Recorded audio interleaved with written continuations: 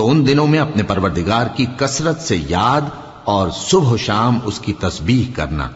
اور جب فرشتوں نے مریم سے کہا کہ مریم، اللہ نے تم کو برگزیدہ کیا ہے اور تمہیں پاک بنایا ہے اور دنیا جہان کی عورتوں میں سے تم کو منتخب کیا ہے، اے مریم اپنے پروردگار کی فرما برداری کرنا اور سجدہ کرنا اور رکوع کرنے والوں کے ساتھ رکوع کرنا۔ اے نبی، یہ باتیں اخبار غیب میں سے ہیں جو ہم تمہارے پاس بھیجتے ہیں۔ اور جب وہ لوگ اپنے قلم بطور قرعہ ڈال رہے تھے کہ مریم کا کفیل کون بنے، تو تم ان کے پاس نہیں تھے، اور نہ اس وقت ہی ان کے پاس تھے جب وہ آپس میں جھگڑ رہے تھے۔